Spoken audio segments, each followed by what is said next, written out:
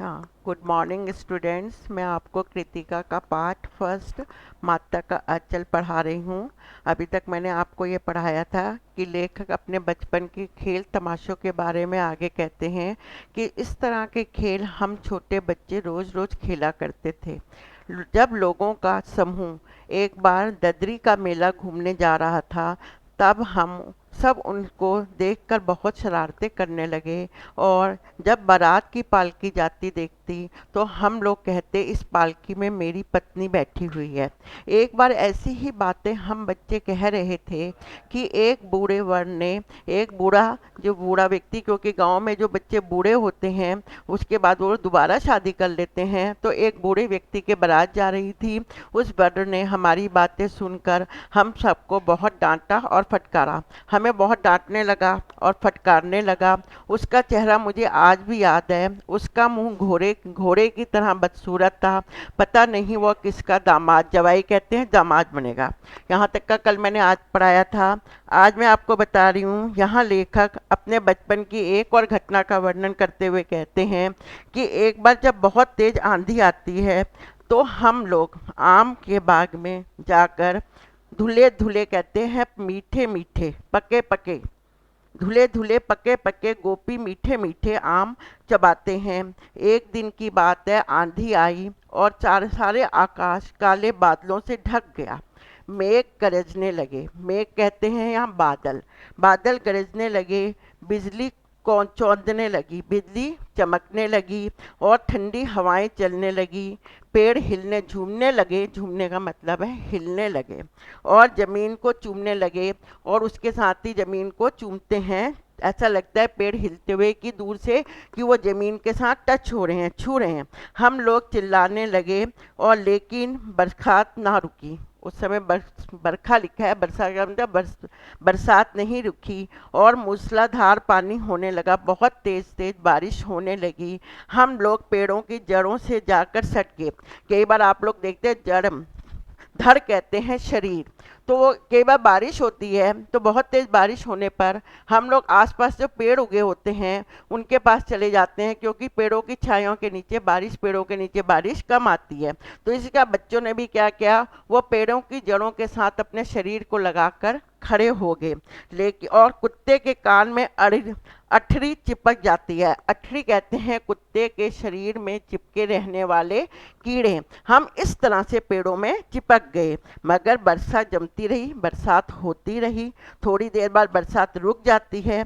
बरसात बंद होते ही बाग में बहुत से बिच्छू नजर आने लगे। बाग में क्या होता है, बहुत से बिच्छू निकल आते हैं। हम लोग डर कर भाग चलते हैं। हम लोगों में बैजू बड़ा ही ढीठ होता है, बहुत जिद्दी स्वभाव का होता है। संयोग की बात है, इसी बीच में मूसन तिवारी, उस गांव में एक व्यक्ति रहता है जिसका नाम मूसन तिवारी होता है। वह बहुत बूढ़ा होता है। बेचारा बूढ़े आदमी को सूझता कम था, मतलब कि उसे समझ कम आती थी। सूझना मतलब समझ। बेजू उसके चिढ़ाते हुए बूढ़ा, बूढ़ा बेईमान मांगे करेले का चोखा। बेजू इस वर्ड को, इस लाइन को बार बार गाने लगा, बूढ़ा बेईमान मांगे करेले का चोखा। जब बेबी हम उसे चिढ़ाने लगे और हम भी बेजू के सुर में सुर मिलाकर यही चिल्लाना शुरू कर देते हैं, तो मूसन तिवारी को बहुत गुस्सा आ जाता है और मूसन तिवारी उन्हें बुरी तरह से हमें डांटते हुए खदेड़ देना, दूर भगा देते हैं और हम सब बच्चे वहाँ से भाग जाते हैं।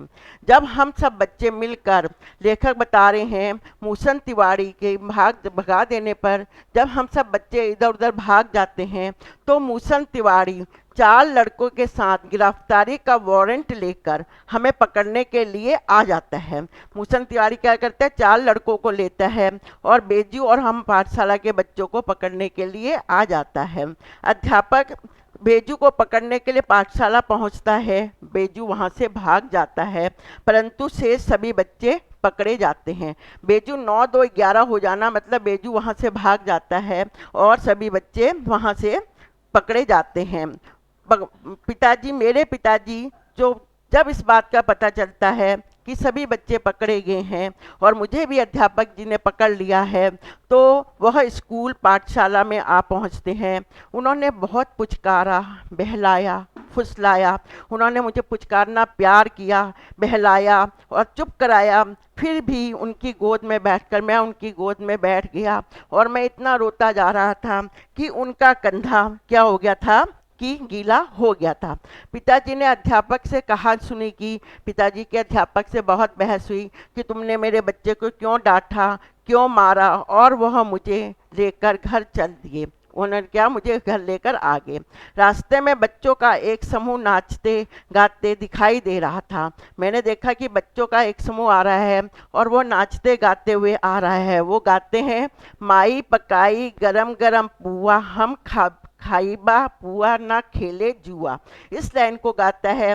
तो जो वो कहते हैं, मैंने जब इन बच्चों को गाते हुए देखा तो मैं भी क्या होता हूँ, बच्चों के रास्ते में बच्चों के समूह में नाचने गाने लगता हूँ। उन्हें देखकर पिताजी की गोद से उतरकर उनके साथ चल देता हूँ।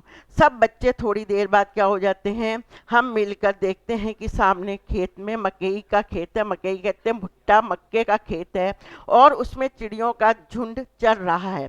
चिड़ियों का झुंड बैठा हुआ है, वह चर रहा है। वह दौड़कर उन्हें पकड़ने लगते हैं। हम सब दौड़कर चिड़ियों के झुंड को पकड़ने लगते हैं, पर एक भी हमारे हाथ नहीं आती।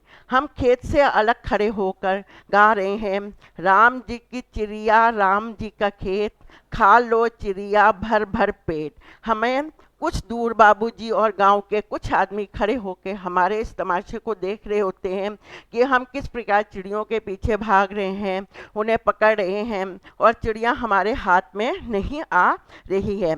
एक आदमी जो खेत से कुछ कुछ दूरी पर खड़ा था, मेरे पिताजी से बोला, ये लड़के और बंदर पराई पीर नहीं समझते। उसने बच्चों की तुलना बंदर से की है और समझाते हुए जोर जोर से हंसने लगे। अब मैं अगला पहरा पढ़ा रही हूँ, वह इस पाठ का सबसे इम्पॉर्टेंट पहरा है और इसी में से हर साल क्वेश्चन बन के आ ही जाता है। लेखक कह रहा है, इसके बाद हम एक दिन एक टीले पर जाके, टीले मिट्टी का ऊंचा स्थान है, वहाँ पर जाके खड़े हो जाते हैं और हम लोग चूहे के बिल में पानी उछलने मतलब डालने लगते हैं। नीचे से ऊपर पानी फेंकते हैं, हम सब थक जाते हैं। तब हम सोचते हैं कि इस बिल में से गणेश जी का चूहा निकलेगा, पर गणेश जी का चूहा तो नहीं निकलता, पर उसमें से शिव जी का सांप निकल आता है। रोते चिल्लाते हम लोग बेताश होकर भागते हैं, इधर उधर भागने लगते हैं, और कोई औंधा गिरता है, कोई किसी के सिर फूट जाता है, किसी के दांत टूट जाते हैं, सभी गिरते पड़ते भागते हैं। हमारी लेखक कह रहे हैं, मेरी सारी देह, देह कहते हैं शरीर, लहू लहान हो जाता है, खून से तरबड़ हो जाता है, मुझे जगह जगह चोटें लग जाती हैं। पैरों के तले में कांटे पर चुभने पर से छन्नी होने लगते हैं, उनमें छेद हो जाते हैं।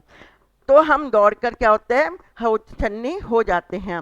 हम एक सुर से दौड़ते हुए आए और घर में घुस गए। रेखा कह रहा, मैंने किसी को इधर उधर नहीं देखा, मैंने सीधे दौड़ते हुए घर आया और घर घुस गया।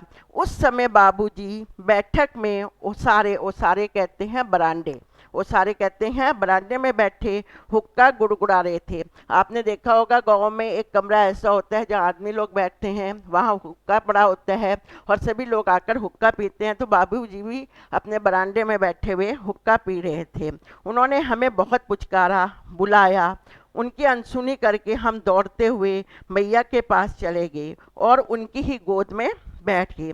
मैया चावल साफ कर रही थी। उस समय मैया क्या कर रही थी, चावलों को साफ कर रही थी। हम उन्हीं के आंचल में छिप गए, हम मैया की गोद में जाकर बैठ जाते हैं। हमें डर से कांपता देख वह जोर से रो पड़ती है और हम काम को छोड़ देते हैं और भयभीत होकर माँ पूछने लगती है, बेटे तुम्हारे डरने का, बेटे क्यों डर रहे हो, भय मतलब डरने का क्या कारण है। तभी हमें अपने अंग में भरकर दबाती है, अपनी गोदी में लेकर हमें प्यार करती है और हमारे अंगों को अपने आंचल से पहुंचकर जगह जगह पर पहुंचकर क्या करती है, चूम लेती है, प्यार करती है। हम बड़े संकट में पड़ गए थे, हम उस समय बहुत डर रहे थे। झटपट हल्दी पीसकर हमारे गांव में थोपती है, लगा देती है और घर में हल्ला गुल्ला मच जाता है। तो मेरी माँ, मैं उनकी गोद में बुरी तरह से सांस कर रहा था, मेरे मैया की गोद में बैठा हुआ जोर जोर से सांस ले रहा था। माँ ने जल्दी जल्दी घाव पर हल्दी लगाई। पिताजी भागे भागे आए और मुझे माँ की गोद से अपनी गोद में लेना चाहते थे। पिताजी ने सोचा कि बच्चा मेरी गोद में आकर चुप हो जाएगा। पिताजी मुझे अपनी गोद में लेना चाहते थे, परंतु मैं पिताजी की गोद में नहीं गया। लेकिन पूरे दिन जिनके पास केवल दूध पीने आता था, मैं माता के पास केवल दूध पीने अर्थात खाने के लिए आता था। आज मैंने प्रेम, सुरक्षा और शांति की छाया को नहीं छोड़ा। लेखक कहते हैं कि आज मुझे माँ की गोद में ही प्रेम मिला, सुरक्षा मिली और शांति मिली। अर्थात दर्द के कारण मैं माँ की गोद में चिपका रहा, माँ की गोद में बैठ गया। आज आपका पाठ यहाँ पे पूरा हो चुका है। कल मैं आपको इसके प्रश्न उत्तर करवाऊंगी और इसके आगे का प्रश्न उत्तर करवाने के बाद नेक्स्ट लेसन पढ़ाऊंगी। आज आपका पाठ पूरा हो चुका है।